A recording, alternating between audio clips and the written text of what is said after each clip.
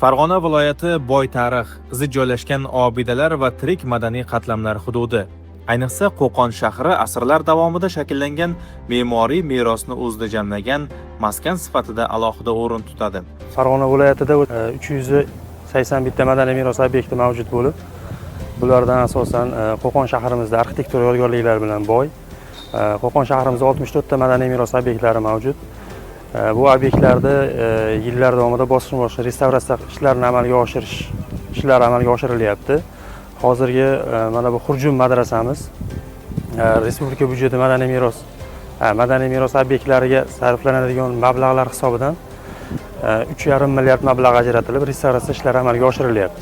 Bugungi kunda viloyat hududidagi ko'plab moddiy madaniy meros obyektlarida asrash, restavratsiya va ta'mirlash, tiklash ishlari bosqichma-bosqich ilmiy yondashuv asosida olib borilmoqda. Bu jarayon oddiy ta'mirlash emas, tarixiy qiyofani saqlab qolish, asl material va uslubni tiklash, obidaning umrini uzaytirishga qaratilgan tizimli ishdir. Hozir endi restavratsiya qilyapmiz bu yerda. Shu kiraverish qismiga Qo'qon uslubida ganch qilingan. Muqarnaslari, ganchlari bor. Shuni dog'lasa, Qur'on oyatlari yozilgan ekan. Shu oyatlarini endi tiklanibdi. Endi tushib ketgan joylari bor. Hammasini endi asl holatiga keltirib, Xudo xolasa qo'ldan chiqaramiz. Xurjun madrasasi 18-asrga oid avval madrasa sifatida faoliyat yurg'izgan. Xurjun madrasasida qisman restavratsiya qilingan 20 yil avval. Undan bu yoqda obyekt restavratsiya qilinmagan va ta'mirtalab bo'lgani uchun qisman ijaraga berilgan. Keyinchalik mana 24-25-yillarda loyiha smeta ishlari Madaniy meros agentligi huzuridagi ilmiy tadqiqot instituti tomonidan o'rganib chiqilib, loyiha hujjatlari tayyorlanib, 26-yilda restavratsiya ishlari amalga oshirilmoqda. Bizda asosan qo'l mehnat bo'ladi. Shu o'zimizni pichoq, o'ymakorlik shunaqangi asbob-uskunalarimiz bor. Asl saqlanib qolgan joyi turadi. Biz faqat endi yo'q joyini tiklab tozalash ishlari bo'ladi. Yana ham ko'proq turish uchun o'zining maxsus kileylari bor. O'shalardan foydalaniladi. Albatta, birinchi tozalanadi, sho'r yo'qotish kimyoviy vosita. O'shalardan foydalanamiz asosan. Sho'rini yo'qotib olib, keyin ustidan ishlayib beriladi. Sho'r yo'qolmasa uzoq turmaydi-da. Arabchadan ham ozgina nimamiz bor. O'sha boshlanish nimasini o'zimiz o'qib, endi o'sha eskisiga iloji boricha o'sha yaqin keltirib chizib qo'yiladi. Qo'qon shahridagi Jome masjidi, Xudoyorxon o'rdasi, Chalpak madrasasi, Dahmai Shohxon maqbarasi, Modarixon maqbarasi, Miyon Hazrat madrasasi, Norbotabek madrasasi kabi obyektlarda zarur restavratsiya ishlari amalga oshirilgan. Ayrim obyektlar bo'yicha esa loyiha smeta hujjatlari ishlab chiqilib, ekspertiza jarayonlari olib borilmoqda.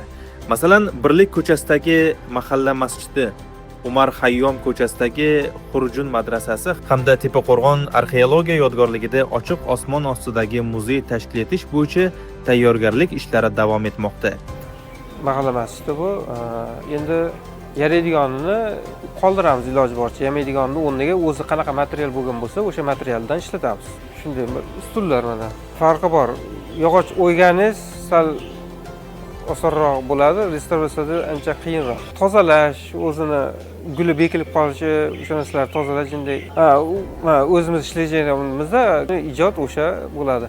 Iloji boricha bitta obyektda ishlatilgan narsa ikkinchi obyektda ishlatilmaydi. Shuningdek, Kinabe uyi zamonaviy san'at muzeyi binosida kapital ta'mirlash ishlari yakunlanib, zamonaviy qo'riqlash va yoritish tizimlari joriy etildi. Xudoyorxon o'rdasi hududida esa namlikni keltirib chiqarayotgan omillar bartaraf etilib, qoplamalar tabiiy tosh materiallariga almashtirildi. Kelgusida o'rda ichki qismlarini tiklash bo'yicha keng ko'lamli restavratsiya ishlarini amalga oshirish rejalashtirilgan. Ahamiyat bergan bo'lsangiz, bizning saroyda keng ko'lamli ishlar boshlanyapti. Bizda bu oldingi yengil remont, yengil ta'mirlash ishlaridan voz kechib, hozirgi kunda fundamental bu narsaga yondashuv va ilmiy asoslangan holda saroyni haqiqiy asl holatiga keltirish ishlari, loyihalashtirish ishlari boshlab bo'lindi. Ayni mana masalan misol uchun keltiraman, mana bizning saroyning taxta pollari. Birinchi navbatda bular oldin kavralanlar bilan qoplangan edi va bu bizning turistlarimizga ko'p noqulayliklar keltirib chiqayotgan. Sog'lig'iga ziyon qilib, qiyofasiga ham juda ham ziyon keltirib turadi.